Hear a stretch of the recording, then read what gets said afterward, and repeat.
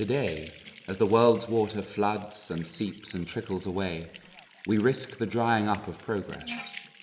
The stark political realities of water scarcity set some regions in economic and social drought, while others enjoy the tide of prosperity. Even the most technically advanced nations cannot fathom these intractable problems. Amidst the pessimistic aridity, the artistic imagination, fluid and nurturing, may help science to find a solution. The crisis calls for different ways of knowing, of thinking, and of understanding. And perhaps it will be artists and scientists working together which will channel public behavior towards a fairer handling of the world's greatest resource.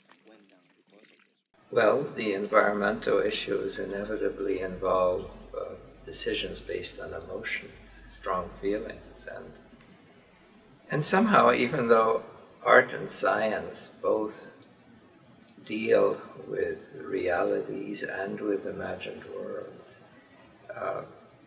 getting the emotional content and making contact with the emotions of people is something which the humanities and the arts just somehow have an easier time with. So one of the things I think is really vital about getting the humanities involved with environmental studies is that we know that hard science no longer has all the answers, and so we need culturalist perspectives that can stop and make us listen to the world around us, and that's precisely what the study of music and sound can do.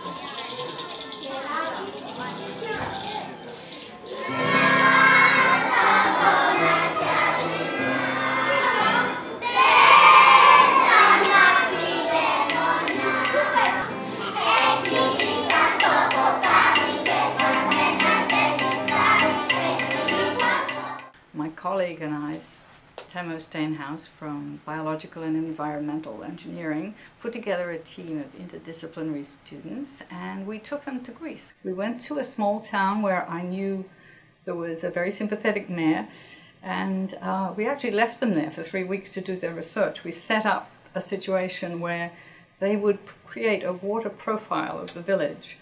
But as we were touring around Greece trying to find the right place to work, we went to areas where we knew there were water problems, either scarcity or pollution. I was staying with my old friend and colleague Marisa Koch, one of the most famous singers in Greece. She's a wonderful singer. And she said, look, I'll come with you and I'll send one of my musicians ahead of us to each town. And by the time we get there, he will have taught the children a couple of water songs.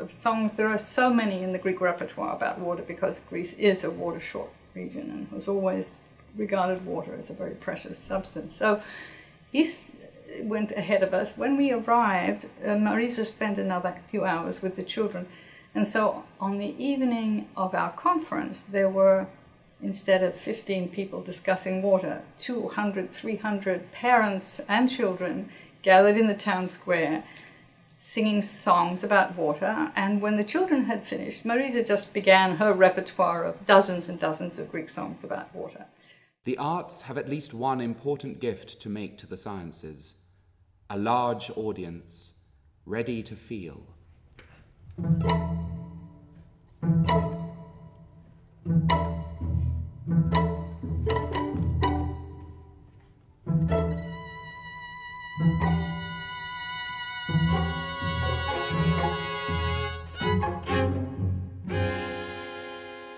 Waterculture Women's Works is an ongoing commissioning project to generate a body of compositions for mezzo-soprano and chamber orchestra.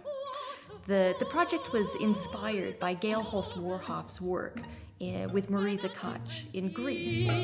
Here's a waterfall in the forest.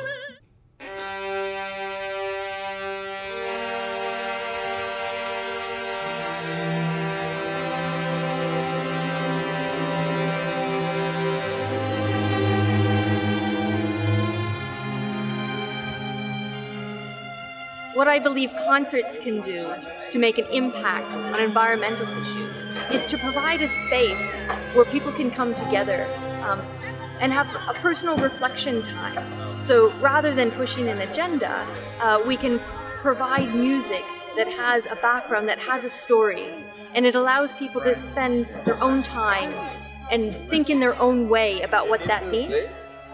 So in a way, it's transforming values, but on people's own terms. When people are engaged emotionally about environmental issues, they're much more compelled to act and to change behaviors and to find solutions.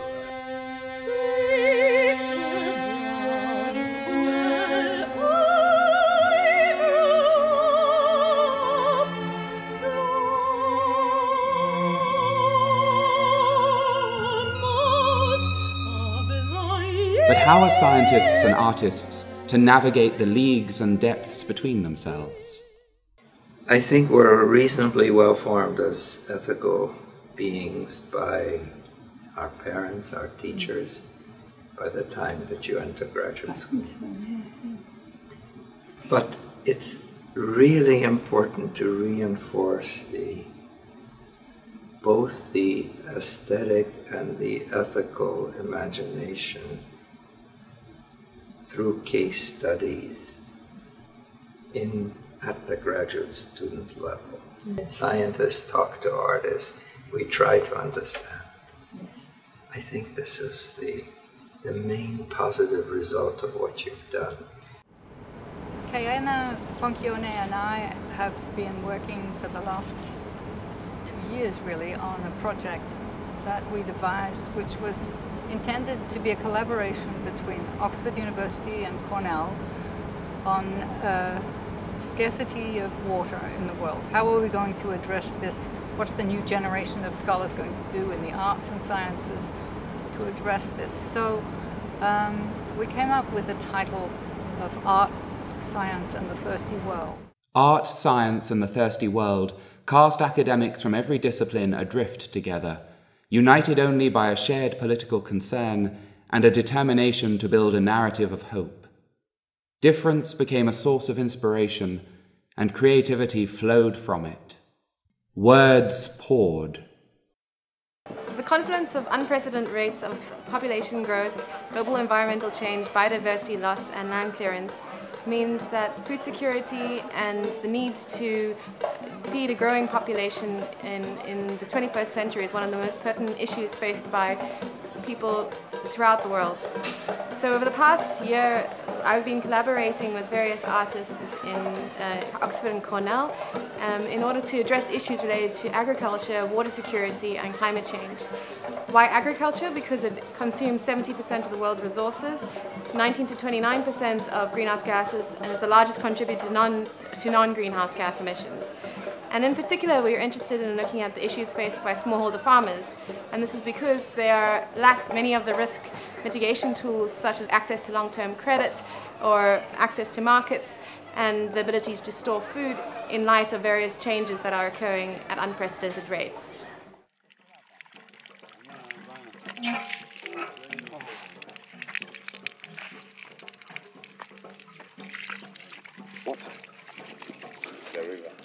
So the collaboration with Avery Slater, an excellent poet from Cornell University, and I was that she took some of the quotes from some of the interviews that I've been working with farmers, and we formed a poem which talked about issues related from the first person of these farmers, women, men, from the Terai plains of Nepal and Upper West Ghana, and talked about issues related to flooding, related to siltation, related to the rains coming later, and these all were formed in a beautiful cohesion.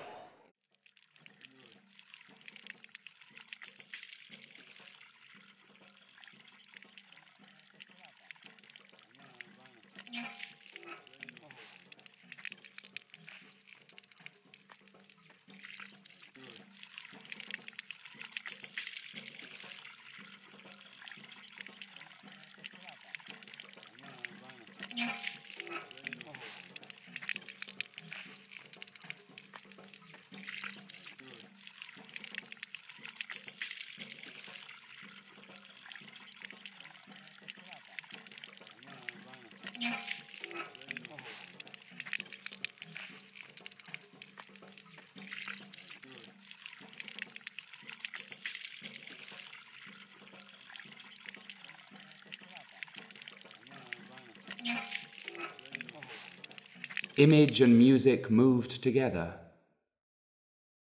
and spelled out in their distilled ideas and liquid sounds a harmony between science and art. So I was paired for this conference with Charles Ogilvie, who's an artist, and Liz Carter, who's a scientist working in the field of biodynamics.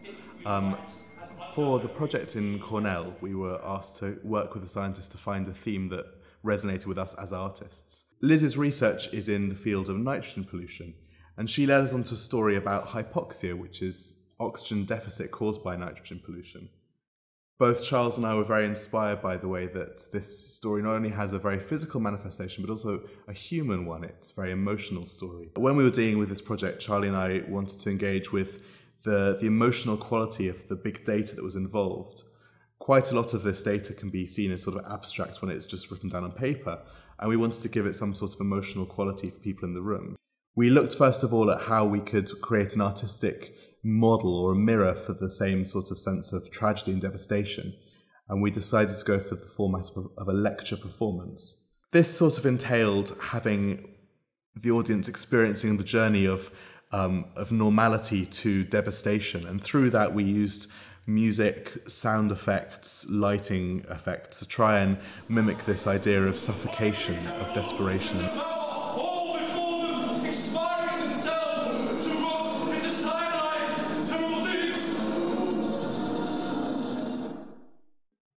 I was very inspired when working with this project, which was all about devastation and tragedy, to see if there was also a more positive side. There are 3 major fountains which had recently been under lots of algae pollution. So they enlisted various scientists to try and remove the algae. And I was very inspired by this as a product of hope. And I decided to write a little set of 3 piano miniatures inspired by these beautiful fountains.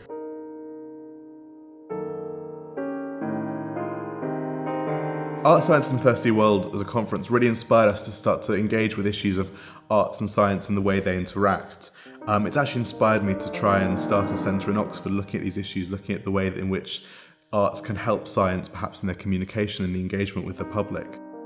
Culture, as fluid as water, is always changing, as Da Vinci predicts.